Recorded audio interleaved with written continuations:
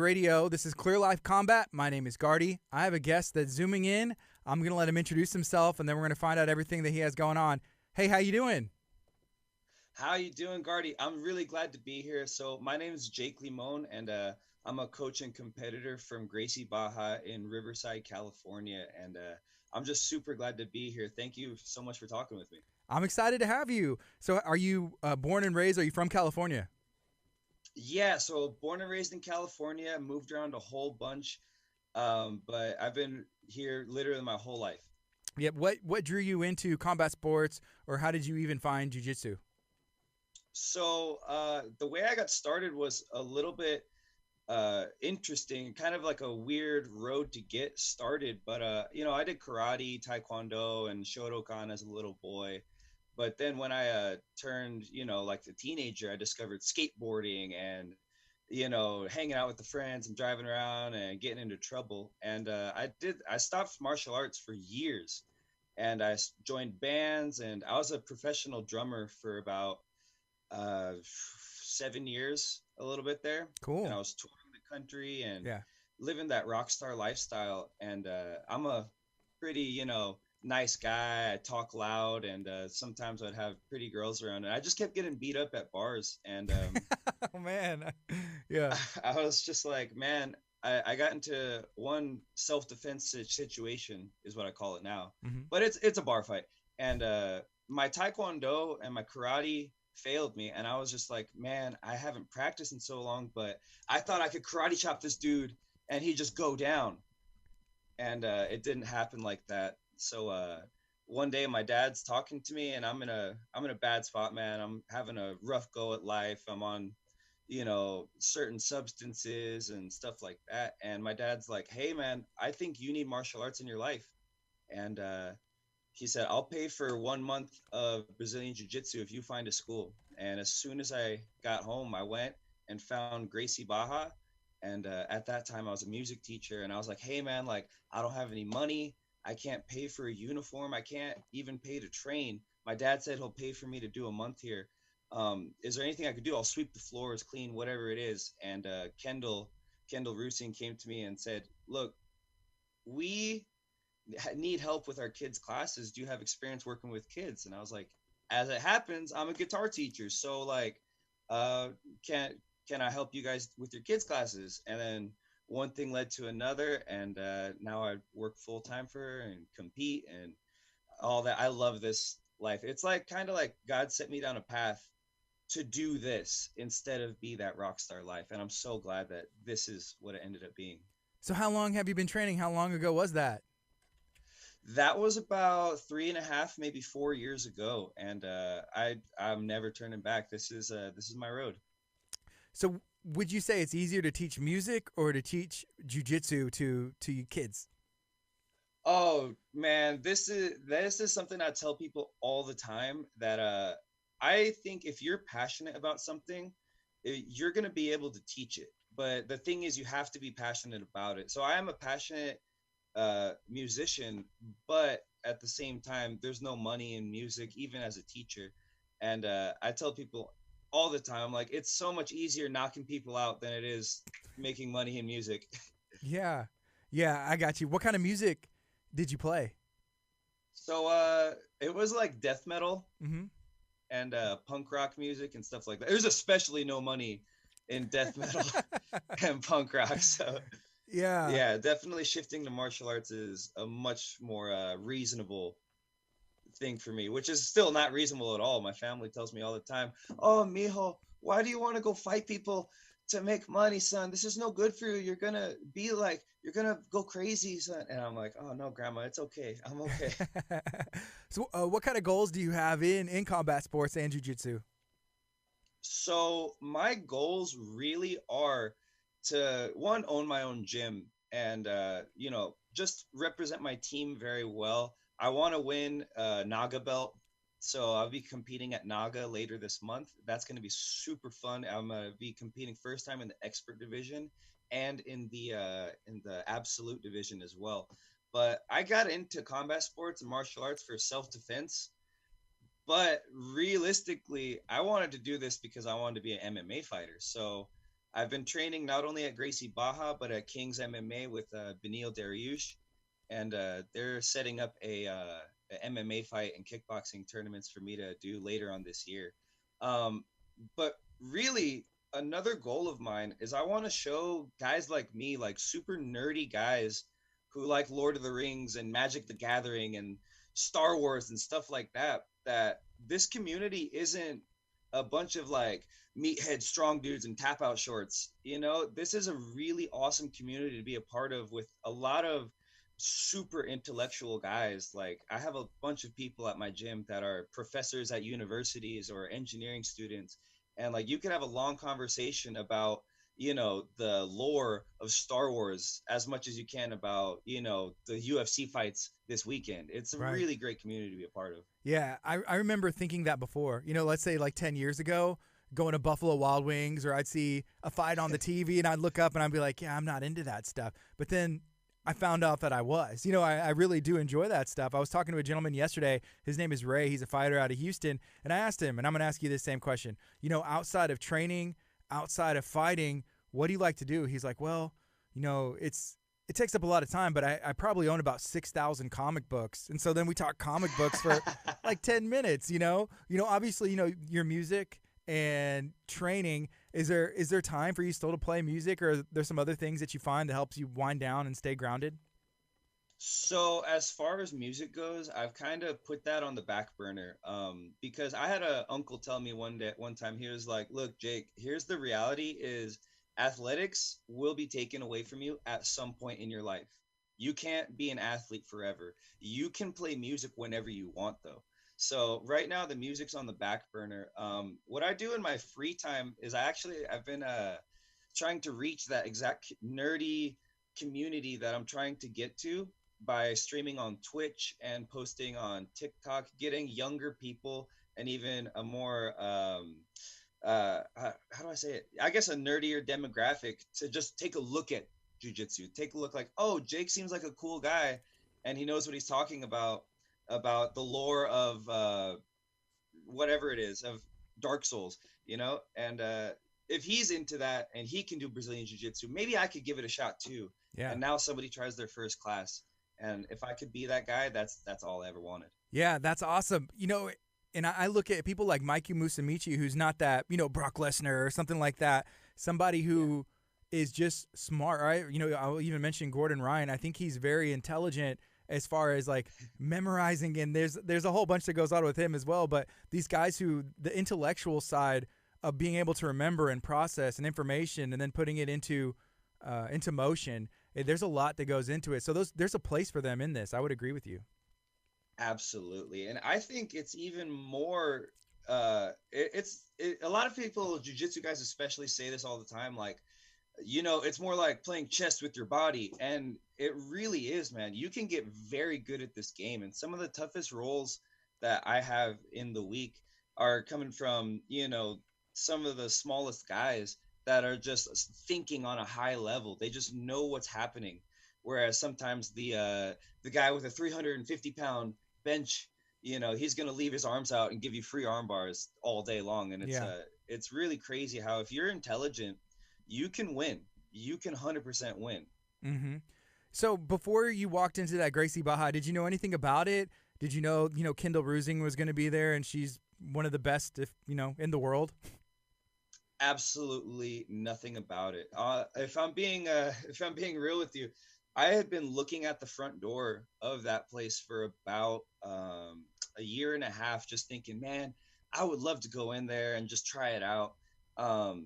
But just money was an issue. I was a traveling musician, you know, basically living out of a van.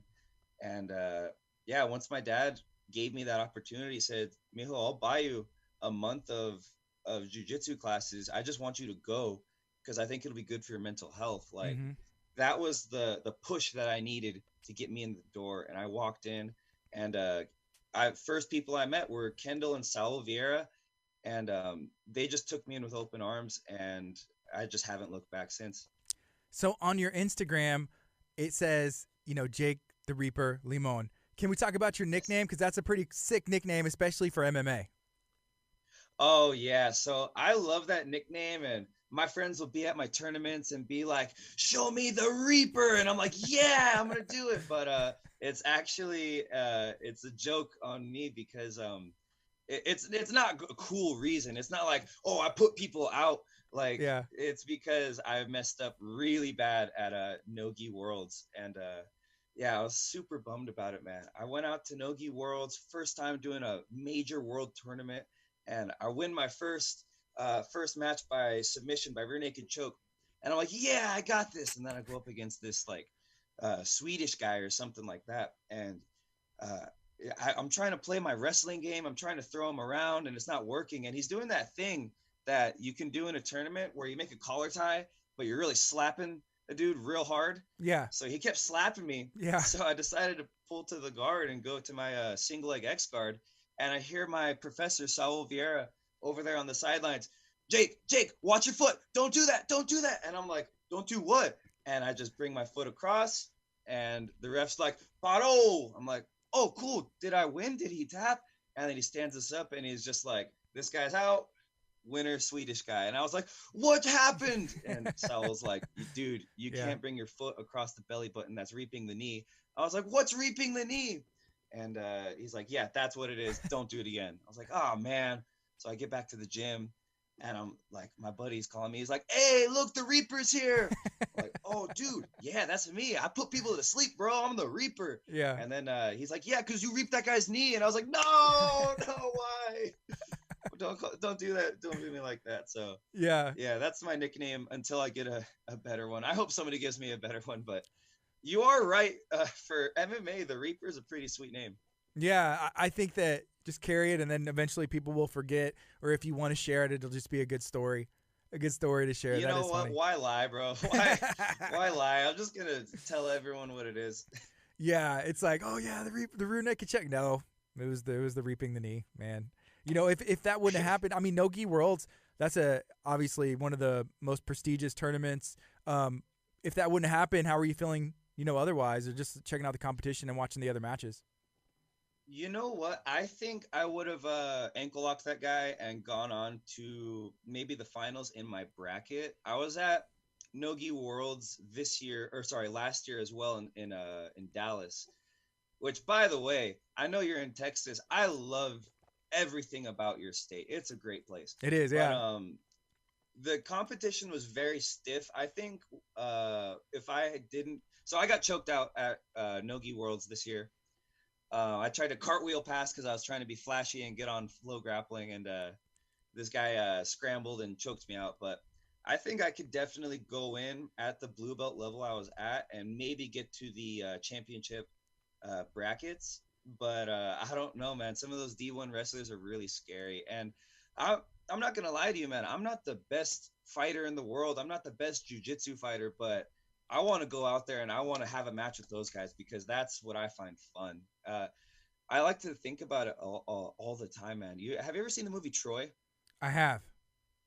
So you know that the scene in the very beginning when Achilles is coming out and the little boy is like, I just saw this guy. He's the biggest man I've ever seen. Yeah. I wouldn't want to fight him. And then Achilles looks at him. He's like, that's why no one will remember your name. Yeah. I think about that all the time. And I'm like, I don't care who it is. I want to go out there. I'm going to reap his knee. I'm going to heel hook this guy. It's going to be awesome. So that's just my game plan. That's my go-tos. Awesome. Okay, so you know, with your background and training martial arts whenever you were younger, did any of that help you in starting jiu-jitsu or advancing quickly? Not in jujitsu, a single bit, not even a little bit. Taekwondo didn't help me. Where the Taekwondo and karate did help me though is when I started training Muay Thai at King's MMA, Mm-hmm. and I felt very comfortable fighting off of not only my orthodox but also as my southpaw because Taekwondo guys they do that a lot. They switch stances all the time, and I found it very comfortable to fight southpaw as well as fighting in my orthodox stance and throwing side kicks, man. The side kick is such a beautiful kick if you set it up right. Yeah. I think it's great. One thing I tell people all the time is if you do Taekwondo with Muay Thai attitude, you've got a solid combo right there. Because Muay Thai is aggressive and it's in your face, and Taekwondo is very smacky and kind of keep my distance. But I think if you mend those two together, they make a real nice peanut butter jelly sandwich, you know? Mm-hmm. So how soon are you looking to get that fight going? So, I'm gonna be real. I was gonna go and take a bunch of backyard smokers and try to get on street beefs and just do it like that. And then a mentor of mine, his name is Bentley Okboko. He's an awesome professor under Anna Laura, and he was a pro fighter for a little bit there. But I talked to him. I was like, "Hey, man, I want to do this. I want to get in the ring and just show them what I got." And he was like, "All right, Jake, how about this? How about you start taking Muay Thai classes and not just go into an MMA fight with zero striking experience at all, you know?" And Yeah. then I was like, "Well, I'm gonna do the smoker at a backyard." He's like, "No, dude, no. Go take an amateur fight. Go to a gym where they're gonna find you something good. Don't be an idiot, because CTE, brain injury. This is all real stuff. And in jujitsu, if you get choked out, you're gonna wake up in a second. You won't even have a headache. But in MMA, man, you can do some real damage over the long haul. So I want to play this smart. I'm gonna be taking my first amateur fight this year. I'm thinking about by the summer I want to be in the cage. First of all, street beefs, I find myself on YouTube just stumbling across it, and I watch them every single time. It's super entertaining. Every time. Every They're time. so good. It is, and the nicknames and all that stuff. I could see it, man. But that is the I best thing. love it so much. Yeah. Yeah. I actually, a lot of my content that goes onto Twitch is me playing League of Legends. And then in between games, I'll be like, "All right, guys, let's watch an MMA fight." And we'll just go straight over to Street Beefs. And I'll be like doing these breakdowns where I'm like, "This is why this guy is doing a great job grappling. And this is Mm-hmm. why this guy needs to go back to the drawing board and train a little more wrestling and jujitsu." Because it's great, man. I'm not gonna say anything bad about anybody on Street Beefs, but just generally on YouTube, as far as YouTube backyard fights go, a lot of times some of the guys aren't exactly the greatest fighters in the whole world. You know what I mean? Mm-hmm. Yeah, as far as operating on Twitch and I guess building that audience, is that important for your MMA career as well? And what's it like doing that?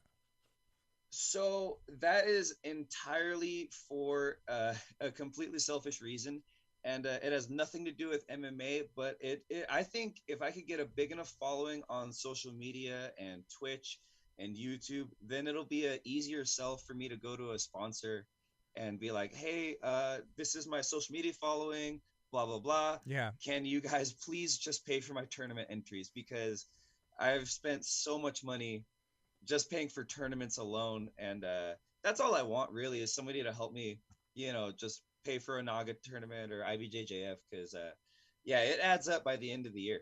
Ideally, who would you like to work with? Like dream sponsors?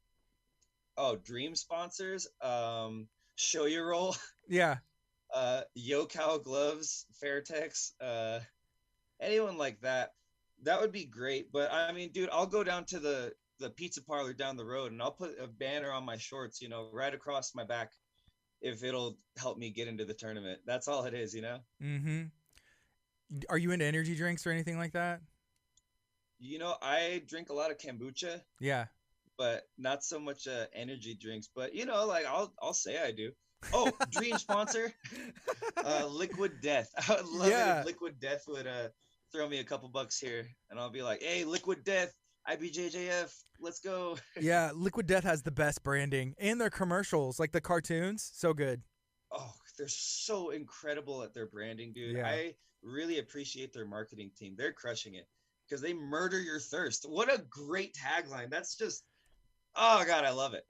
And it's canned water. Just canned water. I had one the other day, and there was a guy like, "Hey, what you drinking?" I was like, "It's water." He's like, "What?" It's what? I was like, "Yeah, it's just really cool. It's just a really cool can." But yeah, It's so great. Mm-hmm. I get people all the time when in between rounds of sparring, I'll be drinking my Liquid Death, and people come into the gym and be like, "Coach Jake, are you drinking a beer on the mats?" And I'm like, "Nah, bro, murder your thirst." Want some? Yeah. Why didn't somebody have a camera? Why can't I post that? That's awesome. All right, cool. So you're training out at Gracie, Baja, California, Kings MMA, talking to Jake, the Reaper Limón. If somebody wants to follow you on social media and maybe even Twitch, how can they do that? Yeah, so my handles on Instagram and TikTok are going to be jake.limon.gbc. I do a lot of breakdown videos where I'll show techniques and just like a lot of tutorials and stuff like that. If you want to follow me there, that would be a great help. And then on Twitch, it's Coach Jake 95, where we do a lot of also breakdowns of MMA fights. We play games, hang out, and what I'm trying to do here is I'm trying to make it so that way I get a decent following and I could do a Brazilian Jiu-Jitsu and MMA sparring live stream. So I would like to live stream Jiu-Jitsu. That way that community can get a glimpse at what it looks like when people are doing it live and, inspire people to maybe try to take that first step into the gym. That's cool. That's awesome. I love it. What other goals do you have? I guess going forward, just in everything or anything. So goals going forward, I want to win, a pro fight. I want to be a pro MMA fighter, and I want to be sponsored to be a professional athlete while I can do that. So my passion is in MMA. I love MMA with all of my heart, but my career is in Brazilian Jiu-Jitsu because it's another passion of mine that kickstarted my entire career, my entire life now.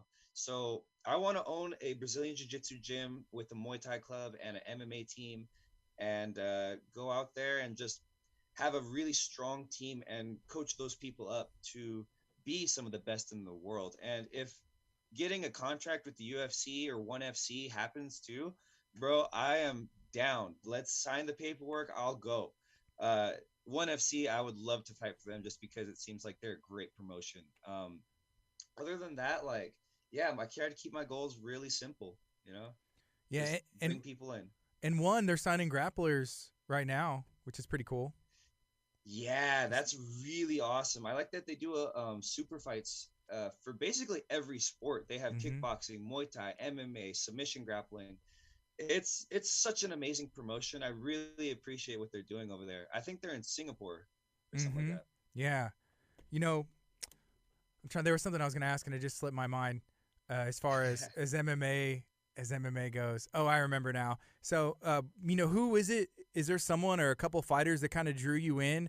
And also, second part, who do you model your game after, or are there fighters that you do model your game after? Absolutely, the number one inspiration that got me into Brazilian Jiu-Jitsu first and not kickboxing or boxing is Khabib Nurmagomedov. I love Khabib so much. He's inspired me to do grappling and to start this lifestyle.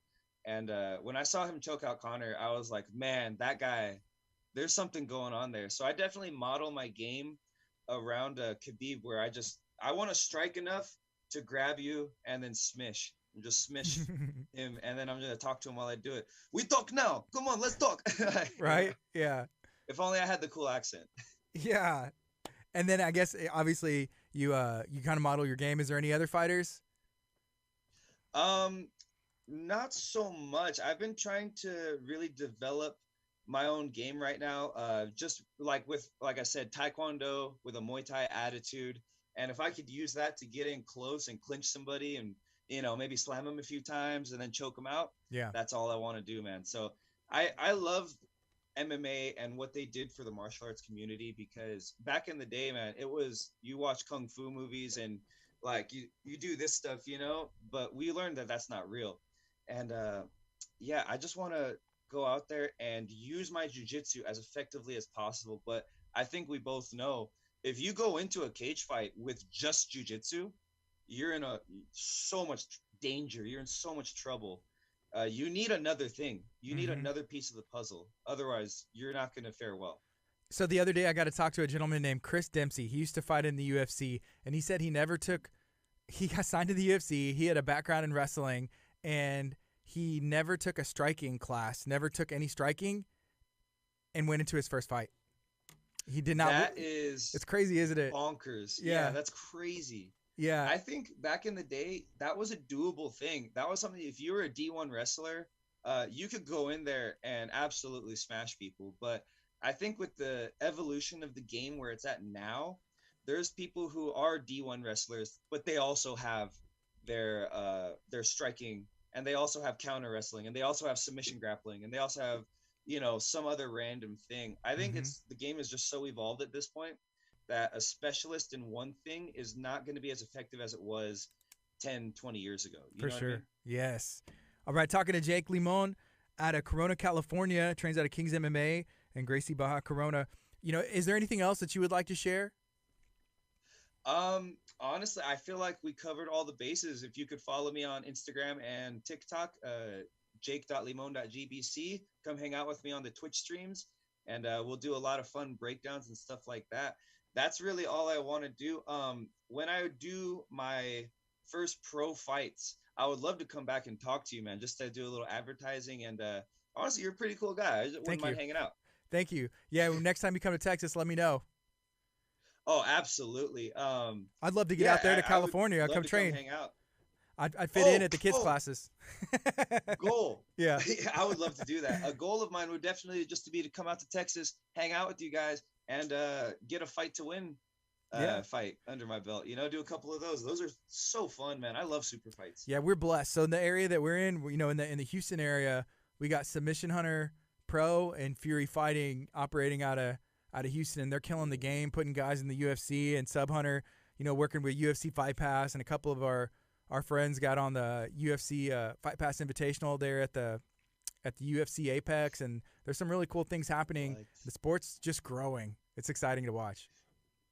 I think that the next 20 to 30 years is going to be a massive shift in just international sports, from football and soccer and stuff like that into combat sports. I think this sport is definitely it's like just creeping up the mountain. We've just started walking up, but it's going to be an amazing industry in just 10 years time, So yeah. Anybody who's training right now, you're in at the ground floor, man. It's like buying Bitcoin in 2007, Yeah, that's awesome. I like that analogy.